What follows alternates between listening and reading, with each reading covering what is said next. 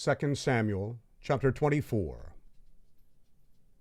Again the Lord's anger burnt against Israel, and he moved David against them, saying, Go count Israel and Judah.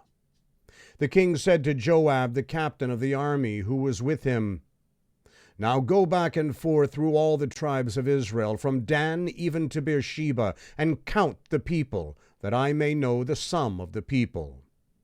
Joab said to the king, Now may the Lord your God add to the people, however many they may be, 100 times. And may the eyes of my lord the king see it. But why does my lord the king delight in this thing? Notwithstanding, the king's word prevailed against Joab and against the captains of the army. Joab and the captains of the army went out from the presence of the king to count the people of Israel. They passed over the Jordan and encamped in Aroer, on the right side of the city that is in the middle of the valley of Gad, and to Jezer. And they came to Gilead, and to the land of Tatim-Hodshi. And they came to Danjaan, and around to Sidon, and came to the stronghold of Tyre, and to all the cities of the Hivites and of the Canaanites. And they went out to the south of Judah at Beersheba. So when they had gone back and forth through all the land, they came to Jerusalem at the end of 9 months and 20 days. Joab gave up the sum of the counting of the people to the king, and there were in Israel 800,000 valiant men who drew the sword, and the men of Judah were 500,000 men. David's heart struck him after he had counted the people.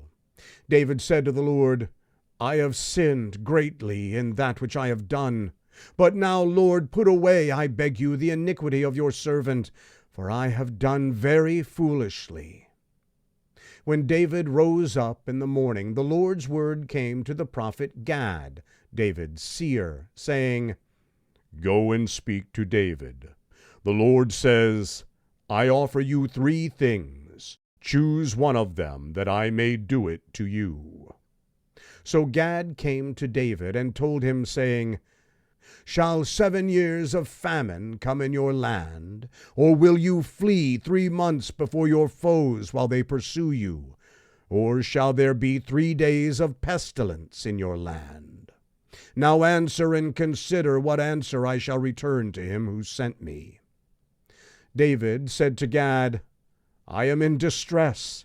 Let us fall now into the Lord's hand, for his mercies are great. Let me not fall into man's hand. So the Lord sent a pestilence on Israel from the morning even to the appointed time, and 70,000 men died of the people, from Dan even to Beersheba.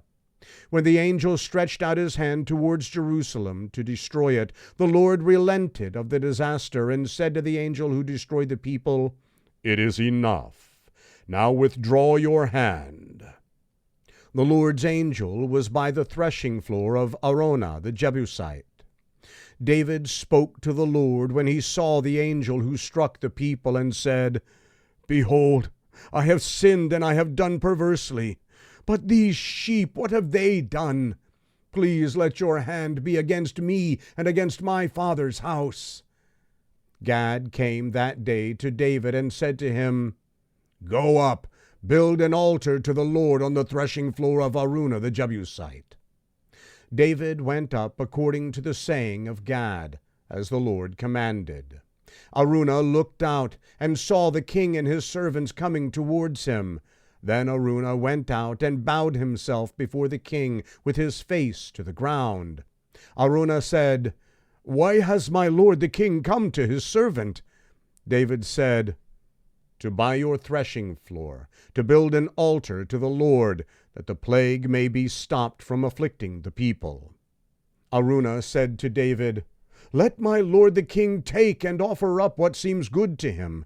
Behold, the cattle for the burnt offering, and the threshing sledges, and the yokes of the oxen for the wood. All this, O king, does Araunah give to the king. Araunah said to the king, May the Lord your God accept you. The king said to Araunah, No, But I will most certainly buy it from you for a price. I will not offer burnt offerings to the Lord my God, which cost me nothing." So David bought the threshing floor and the oxen for 50 shekels of silver. David built an altar to the Lord there, and offered burnt offerings and peace offerings. So the Lord was entreated for the land, and the plague was removed from Israel. This is the end of 2 Samuel.